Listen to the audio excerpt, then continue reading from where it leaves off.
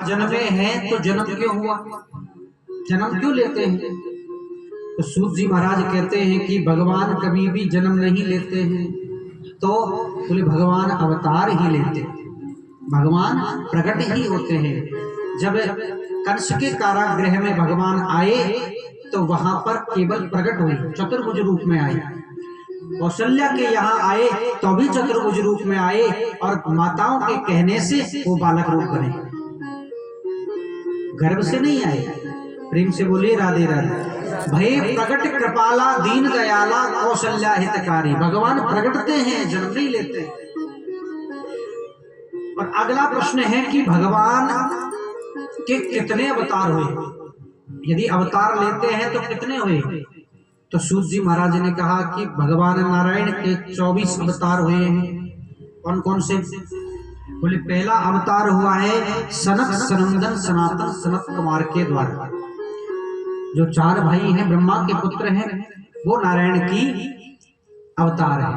तो पहला अवतार इनका, दूसरा 12 है भगवान, तीसरी संत नारद, चौथा है नर और नारायण, 5वां है कपिल भगवान, 6ठा है दत्तात्रेय, 7वां है यज्ञ भगवान, 8वां है ऋषभ देव जी, 9वां है पृथु जी महाराज, 10वें अवतार के रूप में भगवान मत्स्य में आए, 11वें कच्छप अवतार में आए, 12वें धन्वंतरी के अवतार में आए, 13वां मोहिनी अवतार में आए, और 14वां अवतार भगवान का नरसिंह अवतार हुआ, और 15वां अवतार भगवान ने वामन का रखा, 16वां अवतार भगवान का परशुराम के रूप में आया, भगवान परशुराम जी बनकर के आए, 17वां अवतार महर्षि वेदव्यास जी के रूप में आया, 18वां अध्याय हमारे प्रभु अयोध्या निवासी श्री राम जी के रूप में आए, और 19वां अवतार बलराम जी दाऊ भैया के रूप में आए, और 20वां अवतार कन्हैया के रूप में आए, 21वां अवतार हरि अवतार के रूप में आए, और 22वां अवतार हंस अवतार के रूप में आए, 23वां अवतार बुद्ध अवतार के रूप में आए, और 24वां अवतार आए नहीं। क्यों नहीं आए? क्योंकि 24वां अवतार भगवान का होगा कल्कि अवतार, जो कलयुग के अंत में होगा। कहाँ होगा?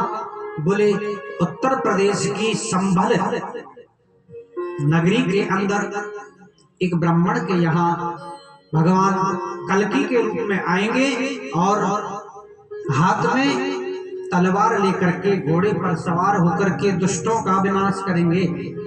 तो ये अवतार 23 अवतार हो चुके हैं, 24वां अवतार कल्कि भगवान जो है कलयुग के अंत में आएंगे। प्रेम से बोलिए राधे राधे। ये भगवान के 24 अवतार हैं, और इन 24 अवतारों में केवल 2 अवतार हैं जो भगवान के पूर्ण अवतार हैं। कौन से? बोले राम कृष्ण दो एक है,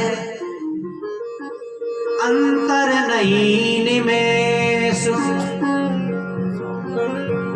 इनके नयन गंभीर है तो उनके चपल विशेष। एक के नयनों में गंभीरता है तो एक के नयनों में चपलता है, चंचलता है। भगवान राम का जो अवतार है वो मर्यादा पुरुषोत्तम का अवतार है।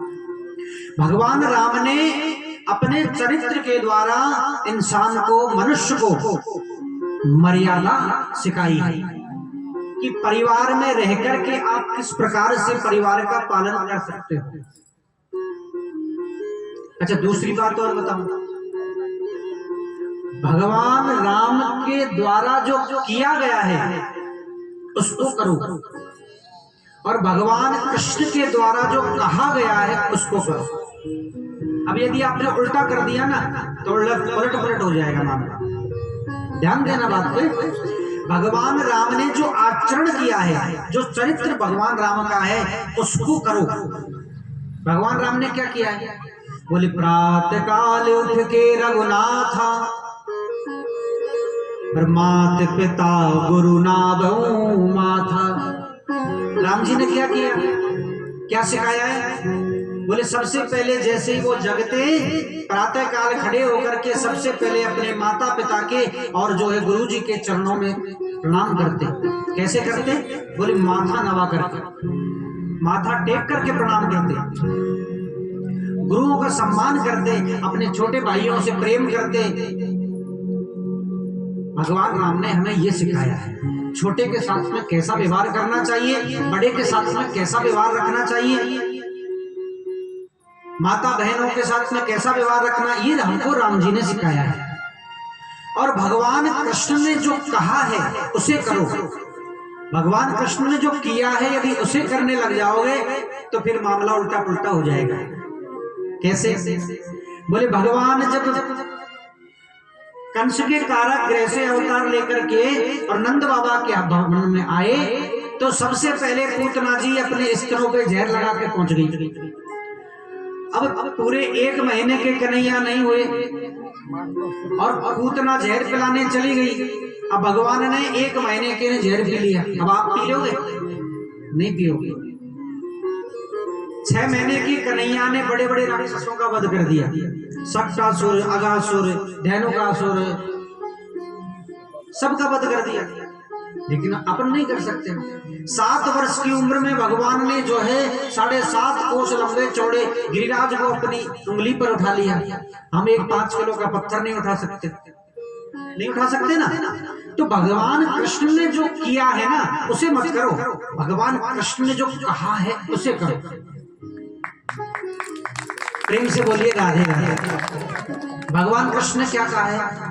बोले सर्वधर्म परित्यज्य मामेकं शरणं व्रज अहं त्वा सर्व पापेभ्यो मोक्षयिष्यामि मा शुचः।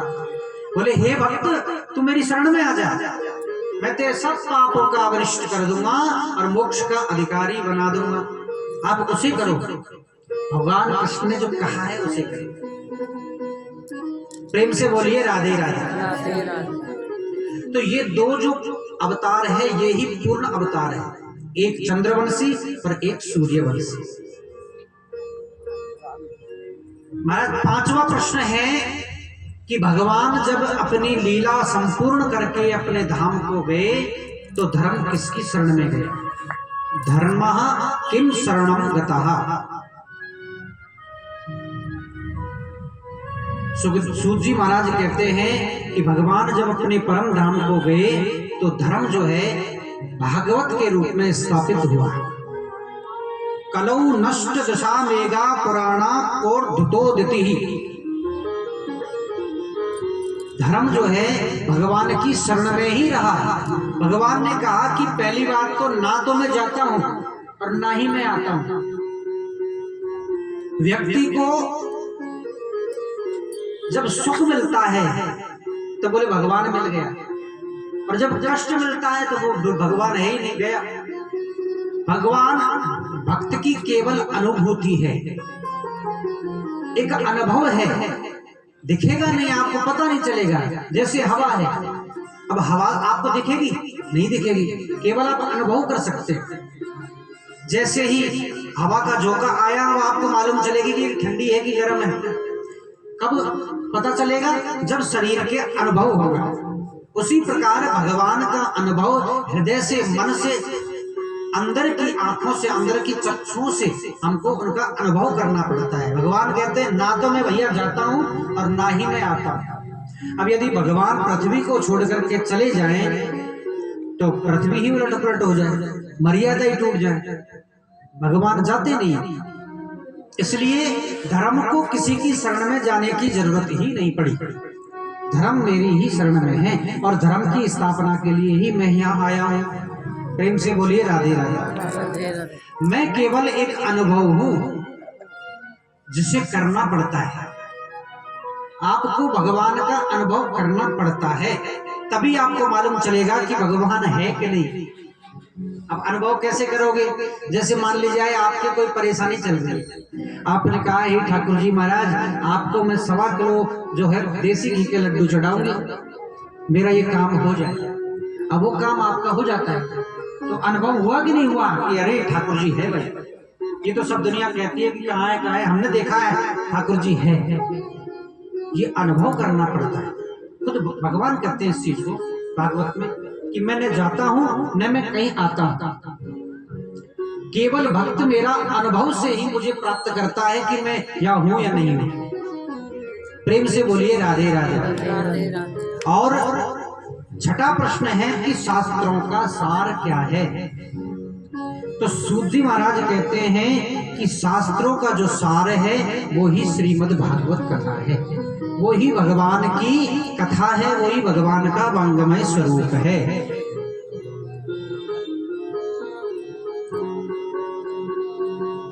श्री वेद व्यास जी महाराज ने जब इस भागवत की रचना की तो रचना करने के बाद में मन में प्रश्न हुआ कि इसे सुनाए किसे, तो अपने पुत्र को ही इस कथा को सुनाया, श्री सुखदेव जी महाराज को।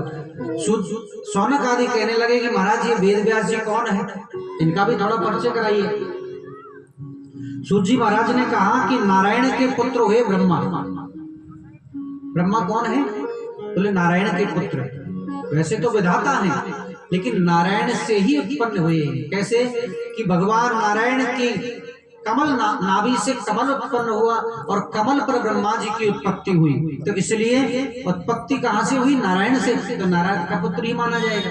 तो ब्रह्मा के पुत्र नारायण के पुत्र हुए ब्रह्मा, और ब्रह्मा के पुत्र हुए वशिष्ठ, और वशिष्ठ के पुत्र हुए शक्ति, और शक्ति के पुत्र हुए पाराशर, और पाराशर के पुत्र हुए वेद व्यास जी महाराज। वेद व्यास जी महाराज ने भी घर को छोड़ दिया, संन्यास धारण कर लिया था बचपन में ही। इसकी माता जी ने कहा कि बेटा तुम अकेले मेरे पुत्र हो और यदि चले जाओगे तो फिर मैं किसके सहारे जीऊंगी। तो वेद व्यास जी महाराज ने अपनी माता से कहा कि माता जी आप चिंता ना करें, आपको मैं एक वरदान देके जा रहा हूं कि जब भी आप मुझे याद करोगी उसी समय मैं आपके सामने प्रकट हो जाऊंगा। सीधे वहां से निकल करके हस्तिनापुर से और बद्रिकाश्रम से हिमालय की तलहटी में जाकर के अपना आश्रम बना लिया। कभी आप बद्रिकाश्रम गए हो तो देखा होगा आपने, बद्री धाम मंदिर से 6 किलोमीटर आगे जो जहां से सरस्वती नदी का उद्गम होता है वहीं पर वेद व्यास जी महाराज की गुफा है। वहां पर बैठ करके भजन करने लगे। धीरे धीरे शरीर बूढ़ा हो गया। महाराज जितने भी वेद शास्त्र सब लिख दिए बैठे बैठे, लेकिन मन को संतुष्टि नहीं मिली, मन को शांति नहीं मिली। अपने आश्रम में बाहर बैठ करके और चिंता में बैठे हुए थे। नारद जी आए।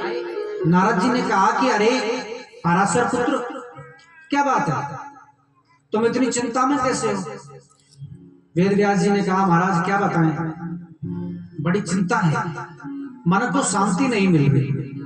बोले इतने वेद पुराण शास्त्र उपनिषद सब लिख दिए मैंने, लेकिन मुझे शांति नहीं मिली। बोले शांति मिलेगी कैसे? भाई आप मान लीजिए कवि हो और आप कविता लिखते हो और आपकी कविता को यदि लोग पसंद नहीं कर रहे हैं तो आपको दुख होगा उस बात का, आपको प्रसन्नता थोड़ी होगी। और यदि आपकी कविता को लोग बुरी बुरी प्रशंसा करेंगे आपकी कि वाह क्या कविता लिखी है, बहुत सुंदर कविता लिखी है, लोग पढ़ेंगे आनंद लेंगे, तो आपको भी वो आनंद की अनुभूति होगी। उसी प्रकार वेद व्यास जी आपने जितने वेद